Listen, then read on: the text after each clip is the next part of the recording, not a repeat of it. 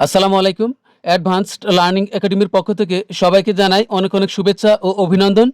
সুপ্রিয় অষ্টম শ্রেণীর শিক্ষার্থীরা, আজ সমাধান করব তোমাদের গণিত বইয়ের অনুশীলনী 10.3 অর্থাৎ বৃত্ত এই অধ্যায়ের নমুনা সৃজনশীল প্রশ্ন 5। এটা দেওয়া আছে তোমাদের 2026 সালের গণিত বইয়ের পৃষ্ঠা 158। সৃজনশীল প্রশ্ন 5।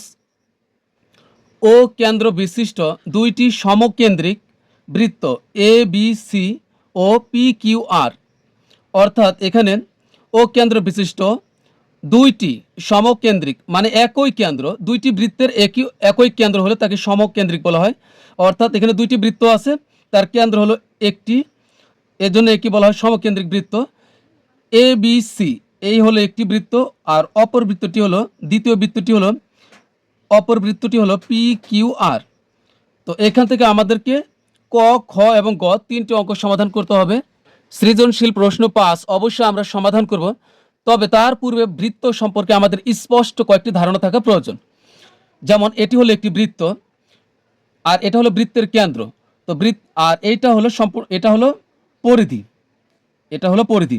তো পরিধির এক প্রান্ত থেকে অপর প্রান্ত পর্যন্ত কেন্দ্রের উপর দিয়ে যে রেখাংশ, এটা হলো বৃত্তের ব্যাস। এই প্রান্ত থেকে এই প্রান্ত থেকে এই প্রান্ত পর্যন্ত যে রেখাংশ, এটা হলো ব্যাস। ব্যাস এভাবে হতে পারে, এভাবে হতে পারে, বিভিন্নভাবে ব্যাস হতে পারে। তো ব্যাসের ইংরেজি হলো ডায়ামিটার, যাকে বৃত্তের অঙ্ক করার সময় আমরা ডি দ্বারা প্রকাশ করব সংক্ষেপে। আর এটা হলো ব্যাসার্ধ, অর্থাৎ এ সম্পূর্ণ হলে ব্যাস, আর যখন অর্ধেক হবে তখন এটা হবে ব্যাসার্ধ। তার মানে হলো ব্যাস হলো বড়, আর ব্যাসার্ধ হলো ব্যাসের অর্ধেক। ব্যাসের অর্ধেক মানে হলো ব্যাসার্ধ। তাহলে এখানে ব্যাসার্ধের ইংরেজি নাম হলো রেডিয়াস, যাকে আমরা সংক্ষেপে বৃত্তের অঙ্কগুলোতে আমরা আর দ্বারা প্রকাশ করব। তবে এই ব্যাসার্ধ এখান থেকে এখানে হতে পারে, এখান থেকে এখানে হতে পারে, এখান থেকে এখানেও হতে পারে। অর্থাৎ ব্যাসার্ধ কেন্দ্র থেকে বিভিন্ন রকমের হতে পারে। এরপর দেখো, এটা হলো একটি বৃত্ত, এটা হলো জ্যা, এটা জ্যা। আবার বৃত্তের কেন্দ্রের উপর দিয়ে যে রেখাংশ, একেও আমরা জ্যা বলতে পারি। যেমন একটু আগে আমরা একে পরিচয় করেছিলাম ব্যাস। তো ব্যাসকেও জ্যা বলা যাবে, তবে একটি ব্যাসকেও জ্যা বলা যাবে। আবার দেখো, এটা হলো একটা জ্যা, তার মানে এটাও জ্যা, এটা জ্যা, এটা একসাথে ব্যাস প্লাস জ্যা, এটাকে আমরা দুটিই বলতে পারি। তবে আমরা এটা নিশ্চিতভাবে বলতে পারি, একটি বৃত্তের যে ব্যাস, ওই ব্যাসটা হলো বৃত্তের সবচাইতে বড় জ্যা।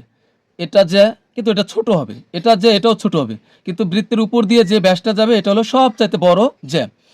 এরপর দেখো, এটা একটি বৃত্ত, এটা হলো বৃত্তের কেন্দ্র, আর এইটা হলো বৃত্তের পরিধি, এটা হলো বৃত্তের পরিধি, যাকে আমরা বৃত্তের পরিধি হলো 2πr।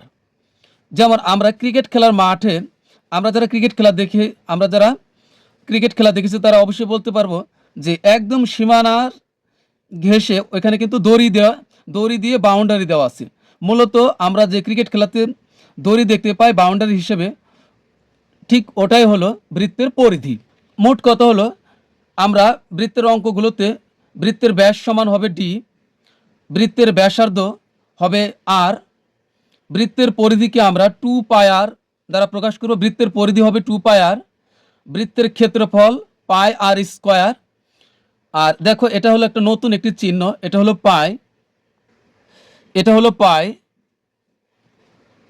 দেখো, এই যে এখানে যে চিহ্নটা দেওয়া আছে, এটা হলো পাই। তো এটা দেখতে অনেকটা আর এর মতো, যে কারণে আমরা এভাবে লিখতে গেলে আমাদের আর এর সাথে মিলে যায়, সে কারণে আমরা এটাকে অনেকটা এভাবে লিখব।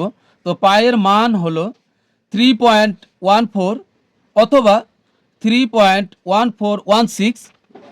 আবার পাইকে আমরা এভাবেও জানি 22/7। তো প্রশ্নে যখন যেটা থাকবে আমরা সেভাবে বসাবো, আর কোনো কিছু উল্লেখ না থাকলে তুমি 3.14 বসাইলেও হবে, অথবা 3.1416 এটা বসাইলেও হবে। এখন আমরা মূল অঙ্ক সমাধান করব। তো শুরুতে ক নং অঙ্কটি সমাধান করব। ক নং প্রশ্ন, এ বি সি বৃত্তের পরিধি নির্ণয় করো। এখানে এ বি সি, এই যে এটা হলো বৃত্তের পরিধি। তো এখন আমরা বৃত্তের পরিধি নির্ণয় করব। তো শুরুতে আমরা লিখব যে এ বি সি বৃত্তের ব্যাসার্ধ। তো লিখবো এবিসি বৃত্তের ব্যাসার্ধ, ব্যাসার্ধকে আমরা আর দ্বারা প্রকাশ করি। এবিসি বৃত্তের ব্যাসার্ধ আর। এই যে কেন্দ্র, এটা হলো কেন্দ্র, কেন্দ্র থেকে এই পর্যন্ত এটা হলো কি ব্যাসার্ধ। একটু আগে তোমাদেরকে দেখিয়েছিলাম ব্যাসার্ধ এখানে কত দেওয়া আছে, 3 মিটার। তো এখানে লিখবো 3 মিটার, যেহেতু এখানে ইংলিশে দেওয়া আছে, তাহলে এখানে লিখবো 3 মিটার।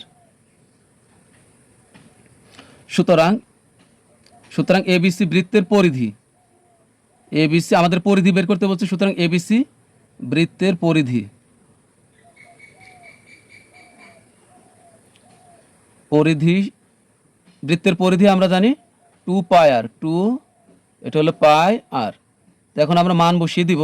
তো একটা কথা মনে রাখবো, এই 2 পাই আর এই তিনটি কিন্তু গুণ আকারে আছে, অর্থাৎ এদের মাঝখানে সবগুলো গুণ আছে। তো এখানে 2 গুণন পায়ের মান হলো 3.14, তুমি 16ও বসাতে পারো, 3.14 বসাইলে হবে। এরপরে আমরা 14 বসাইলাম, গুণ আর এর মান কত, এই যে আর এর মান হলো 3। তো এখানে আমরা দিব হচ্ছে মিটার।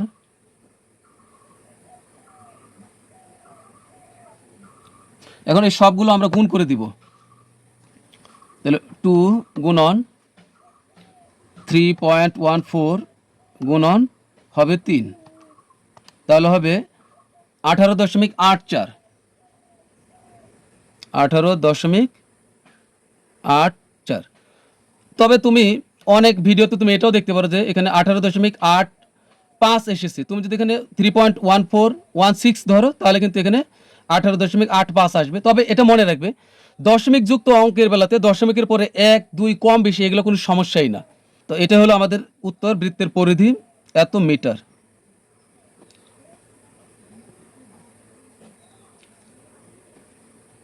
তো এখন আমরা খ নং অঙ্কটি সমাধান করব। খ নং প্রশ্ন, প্রমাণ করতে হবে যে এম সমান বিএম, এটা একটা উপপাদ্য। অর্থাৎ এখানে চিত্রটি লক্ষ্য করো, এই যে এ এম সমান বিএম, এটা প্রমাণ করতে হবে। অর্থাৎ এটার যে দূরত্ব, এটার একই দূরত্ব, এটা আমাদের প্রমাণ করতে হবে। তো এটা প্রমাণের জন্য আমরা পেন্সিল দিয়ে চিত্র এঁকে নিব। খ নং অঙ্কটি সমাধান করার জন্য আমরা ঠিক এইভাবে একটি বৃত্ত এঁকে নিব। তবে আমি কলম দিয়ে এঁকেছি, তোমরা অবশ্যই তোমরা পেন্সিল দ্বারা অঙ্কন করবে। তো এখানে দেখো আমরা কতটুকু অঙ্কন করব। এই যে ভিতরে যে বৃত্তটি আছে, আর যে ত্রিভুজটি আছে, আর যে বাহুগুলো আছে, আমরা এগুলো অঙ্কন করব। তো এখানে দেখো, এখানে আমাদের প্রমাণ করতে হবে এম সমান বিএম, অর্থাৎ এখানে যে দূরত্ব আর এই দূরত্ব একই সমান, এটা আমাদের প্রমাণ করতে হবে। তো উপপাদ্যের মতো আমরা শুরুতে লিখব যে বিশেষ নির্বাচন। তো শুরুতে আমরা লিখব বিশেষ নির্বাচন উপপাদ্যের মতোই। তো সেখানে উপপাদ্যে আমরা লিখি মনে করি। তো এখানে আর মনে করি এটা লেখার প্রয়োজন নেই, কারণ এখানে দেওয়াই আছে, যা দেওয়া আছে আমরা তাই লিখব। যে দেওয়া আছে ও কেন্দ্র বিশিষ্ট বৃত্তে, এই যে ও কেন্দ্র বিশিষ্ট বৃত্তে এ বি ব্যাস ভিন্ন একটি জ্যা, ও কেন্দ্র বিশিষ্ট বৃত্তে এ বি ব্যাস ভিন্ন একটি জ্যা। আমি আগেই বলেছি যে এটাও কিন্তু একটি জ্যা, তবে এটা কিন্তু ব্যাস ভিন্ন, অর্থাৎ এটা ব্যাস না, এটা হলো জ্যা। এটাও জ্যা, আবার এটা ব্যাসও, কিন্তু এটা জ্যা তবে ব্যাস না, ব্যাস ছাড়া, অর্থাৎ ব্যাস ভিন্ন জ্যা। তো ব্যাস ভিন্ন জ্যা এবং ও এম এ বি এর উপরে একটি লম্ব। তো লিখব যে ও থেকে এ বি এর উপর, এই যে ও থেকে এ বি এর উপর লম্ব ও এম, ও থেকে এ বি এর উপর ও এম লম্ব। তো প্রমাণ করতে হবে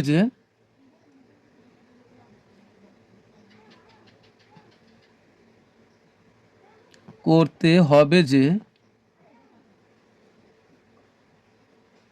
এম সমান বিএম।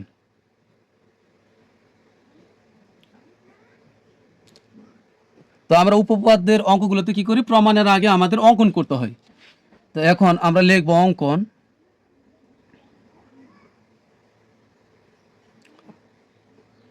তো এটা প্রমাণ করার জন্য অঙ্কনে আমাদের প্রয়োজন, এই যে এটার সাথে এটা আমরা যোগ করব। লিখব যে ও বি যোগ করি, তবে অবশ্যই এখানে কমা দিব, ও বি যোগ করি।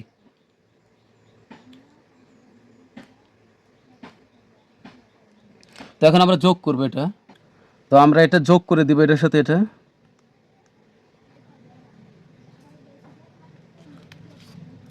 এখন দেখো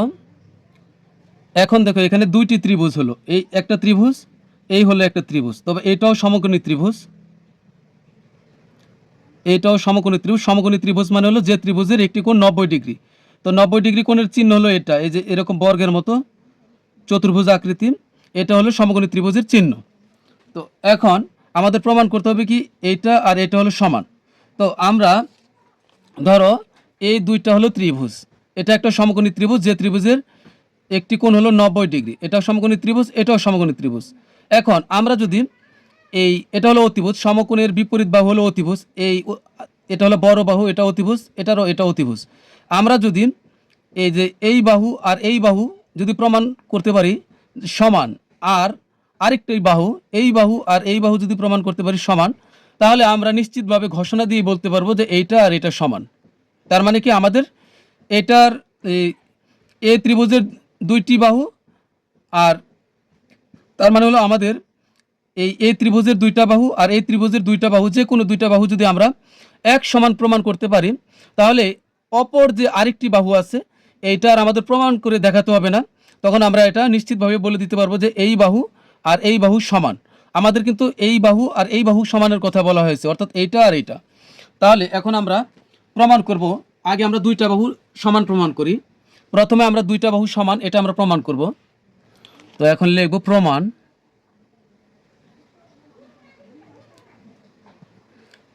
তো এখানে কিন্তু দুইটি ত্রিভুজ আছে, তাহলে ত্রিভুজটা কি ও এম এ। তুমি এটা ত্রিভুজকে আবার তুমি এইভাবে পড়তে পারবে, এ ও এম ত্রিভুজ তুমি যেভাবেই পড়ো। তো এটা একটা ত্রিভুজ হলো, এখানে একটা ত্রিভুজ হলো, তুমি যে কোনো নামে পড়তে পারো, এটা কোনো সমস্যা নেই। তাহলে আমরা লিখবো যে ও এম এ ত্রিভুজ, এটা কিন্তু ত্রিভুজ, এর চিহ্নের নাম হলো ত্রিভুজ।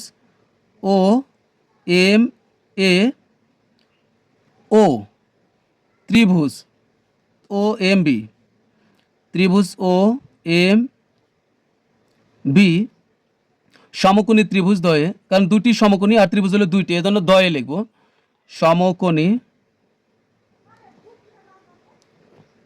ত্রিভুজ দ্বয়ে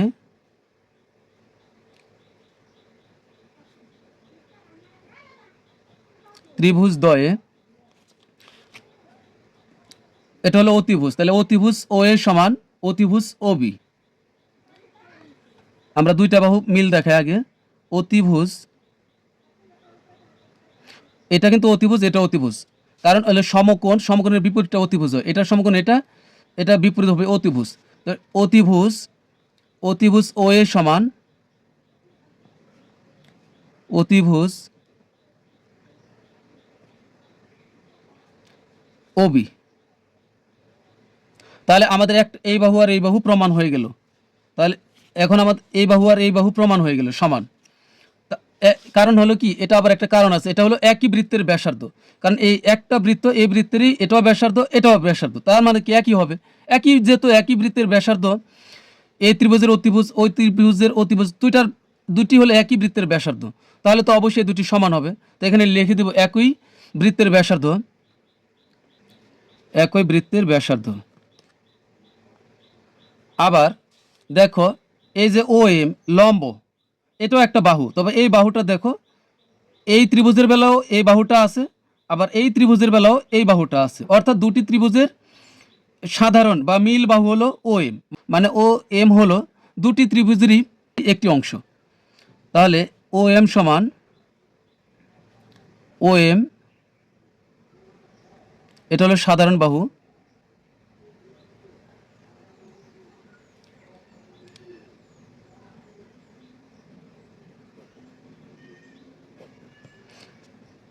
এরপরে এখন আমাদের কিন্তু দুটি প্রমাণ হয়ে গেছে, এটা আর এটা সমান। এরপর হলো এটা আর এটা, কারণ এটারও এটা আছে, আবার এই ত্রিভুজেরও এটা আছে, তার মানে এটাও প্রমাণ হয়েছে। তা আমরা আরও একটা প্রমাণ বেশি দিব। এবার কোণ, এখানে দেখো আমরা কোণ হিসেবে ধরতে পারি ও M A, O M A, এই যে এটা হলো কোণ, এটা এর চিহ্নের নাম হলো কোণ। তবে কোণ বলার সময় আমাদের কিন্তু বুঝে শুনে বলতে হবে। আমরা যখন মাঝখানে যে অক্ষরটি থাকবে সেটা কি মূলত কোণ বোঝাবে। ও M A, O M A মানে হলো যে এই কোণের কথা বলা হয়েছে। তার মানে ও এম এ এই কোণের সমান কোন কোণ ওই পাশে ও এম বি, অর্থাৎ এই কোণ, এই কোণটা আর এই কোণটা কিন্তু সমান। তাহলে এখানে হবে কোণ ও এম বি, মানে ও এম বি, মাঝখানে কোন অক্ষর আছে এম, তার মানে এম কোণ কি বোঝানো হয়। কোণের ক্ষেত্রে দেখবো আমরা মাঝখানে কোন অক্ষরটি আমরা লিখেছি ঠিক কোণ ওইটি হবে, অর্থাৎ এখানে এম কোণ, এখানে এম কোণই হবে। তাহলে এখন অতিরিক্ত হিসেবে আমরা এটাকেও প্রমাণস্বরূপ ধরতে পারি যে কোণ ও এম এ সমান কোণ ও এম বি। এখন তো এখানে আমরা এবং দিলে ভালো হবে, কারণ দুইটা প্রমাণ দিচ্ছি, তা এটা দিলে হবে এবং। তো এখন আমরা নিশ্চিতভাবে বলতে পারি যে ত্রিভুজ ও এম এ সর্বসম ত্রিভুজ ও এম বি। তাহলে এখন লিখব সুতরাং ত্রিভুজ ত্রিভুজ ও এম এ, এটা হলো সমান চিহ্ন দিয়ে এটা একটু বাঁকা করে উপরে, এটা হলো সর্বসম, হলো ত্রিভুজ ও এম বি। সর্বসম মানে হলো সব দিক থেকে সমান, সর্বসম মানে হলো সব দিক থেকে সমান, অর্থাৎ ত্রিভুজ ও এম এ সর্বসম ত্রিভুজ ও এম বি, মানে এইটার এই ত্রিভুজের সমান এই ত্রিভুজ সব দিক থেকে, এটা হলো সর্বসম। যেহেতু এই ত্রিভুজ আর এই ত্রিভুজ সমান, তাহলে আমরা ঘোষণা দিয়েই বলতে পারি এ এম সমান বি এম, কারণ এই ত্রিভুজ আর এই ত্রিভুজ যদি সমান হয় তাহলে এই ত্রিভুজের সবগুলো বাহু এই ত্রিভুজের সবগুলো বাহুর সাথে সমান হবে, তাহলে এই বাহু সমান এই বাহু। তো সুতরাং এ এম সমান হবে বি এম।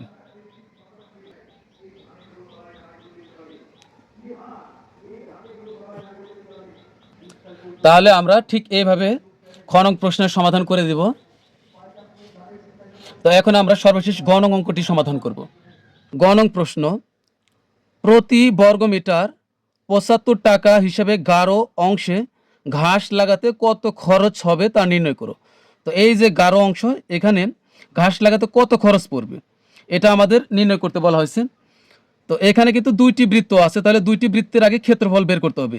এই যে এটা হলো একটি বৃত্ত, ওই যে সাদা, এটা হলো একটি বৃত্ত, আর এই যে বাইরে এটা হলো একটি বৃত্ত, তবে কেন্দ্র কিন্তু দুটি বৃত্তেরই একটি। তার মানে হলো এই যে সাদা যে অংশটি এটা হলো ছোট বৃত্ত, অর্থাৎ এটা ক্ষুদ্রতর বৃত্ত, আর বাইরে যেটা আছে এটা হলো কি এই যে পি কিউ আর, এটা হলো বৃহত্তর বা বড় বৃত্ত। তো দুইটা বৃত্তের আমরা ক্ষেত্রফল বের করে দুইটা বৃত্তের ক্ষেত্রফল আমরা বিয়োগ করলেই এই যে মাঝখানের অংশটুকু বের হয়ে আসবে। এরপরে আমরা খুব সহজে বের করতে পারবো যে প্রতি বর্গ মিটারে ৭৫ টাকা হিসেবে ৭৫ টাকা হিসেবে ১২ অংশে ঘাস লাগাতে কত টাকা খরচ পড়বে। তো এই অঙ্কটি সমাধান করব। দেখো তোমাদের উদাহরণ ৪ নং উদাহরণ ১৫৬ পৃষ্ঠাতে যে উদাহরণ দেওয়া আছে, অবিকল আমরা এই উদাহরণের মতো করেই এই যে বড় বৃত্তটিকে আমরা লিখব বৃহত্তর বৃত্ত, তুমি চাইলে বড় বৃত্ত লিখতে পারবে, আর ছোট বৃত্তটিকে আমরা লিখব ক্ষুদ্রতর বৃত্ত। তো আমরা শুরুতেই লিখব, গ নং প্রশ্নের শুরুতে লিখব বৃহত্তর বৃত্তের ব্যাসার্ধ। যেহেতু এখানে দুটি বৃত্ত আছে, তাহলে দুটির ব্যাসার্ধকে আমরা আর দ্বারা প্রকাশ করি। তা দুটি বৃত্ত আছে, দুটি বৃত্তের ব্যাসার্ধ আমরা প্রকাশ করার জন্য বড় বা বৃহত্তর বৃত্তের ব্যাসার্ধকে আমরা বড় হাতের আর লিখব, আর ক্ষুদ্রতর বা ছোট বৃত্তের ব্যাসার্ধকে আমরা ছোট হাতের আর লিখে প্রকাশ করব। তো এখানে দেখো বড় বৃত্তের ব্যাসার্ধ কত হবে, এই যে এটা হলো কেন্দ্র, এখান থেকে ঠিক এই পর্যন্ত হবে বড় বৃত্তের ব্যাসার্ধ, ওই যে এটা কেন্দ্র থেকে এই পরিধি পর্যন্ত ব্যাসার্ধ। তো এখানে দেখো এই যে ছোট বৃত্তের ব্যাসার্ধ, এই যে এখানে কত দেওয়া আছে ৩ মিটার, তার মানে এই ৩ মিটার তো অবশ্যই এটা বড় বৃত্তেরও ব্যাসার্ধ হবে ৩ মিটার, বড় বৃত্তের ব্যাসার্ধের একটি অংশ হবে ৩ মিটার।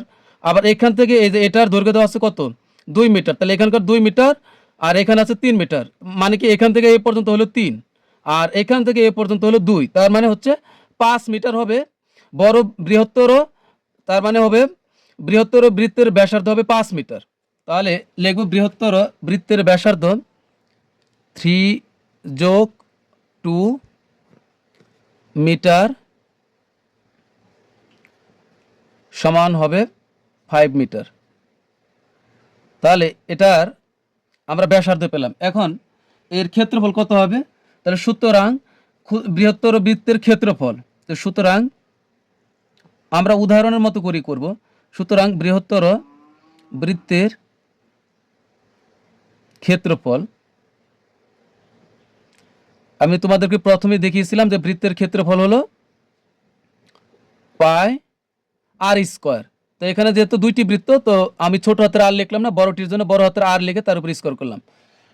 এরপরে আবার ক্ষুদ্রতর বৃত্তের ব্যাসার্ধ, তুমি ছোট বৃত্ত লিখলে হবে আর এখানে বড় লিখলেও হবে। ক্ষুদ্রতর বৃত্তের ব্যাসার্ধ কমা দিয়ে পরে এই ছোট হাতের আর লিখবো। ব্যাসার্ধ আর সমান কত? 3 মিটার। তাহলে এখানে হবে 3 মিটার। এটা আর যোগ করার প্রয়োজন নেই। সুতরাং ক্ষুদ্রতর বৃত্তের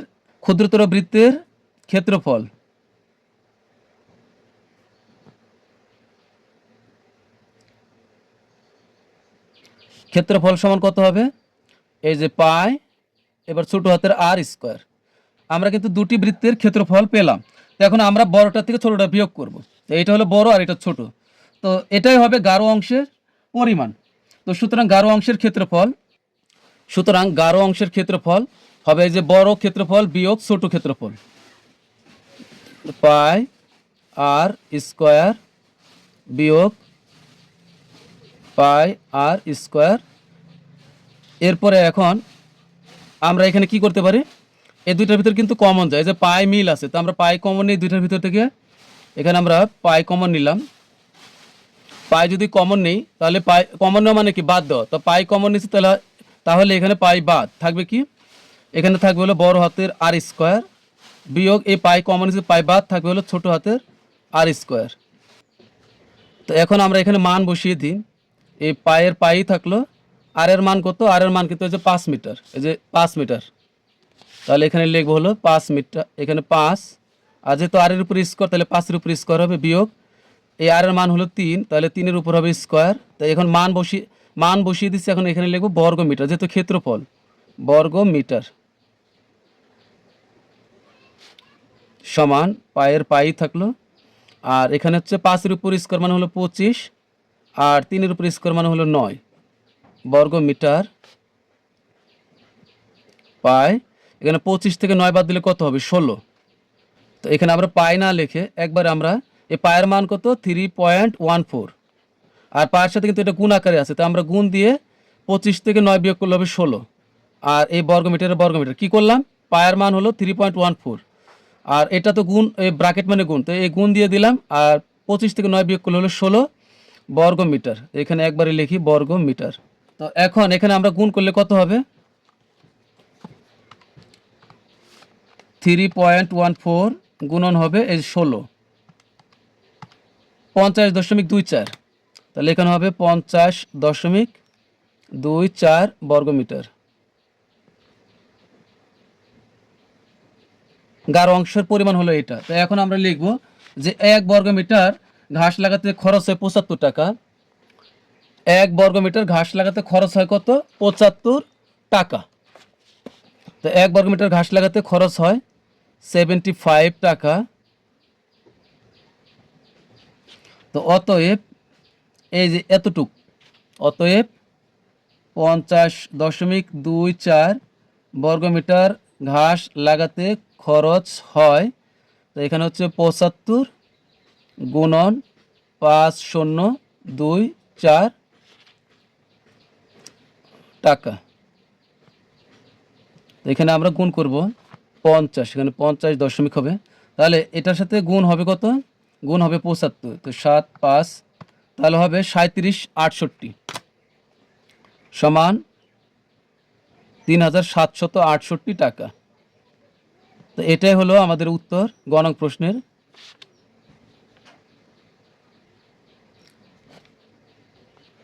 তাহলে গ নং সম্পূর্ণ অঙ্কটি একবার দেখে নাও। তো প্রিয় শিক্ষার্থীরা, আজকের মতো আমাদের ক্লাস এখানেই শেষ। সবাই ভালো থাকবে, সুস্থ থাকবে। আল্লাহ হাফিজ।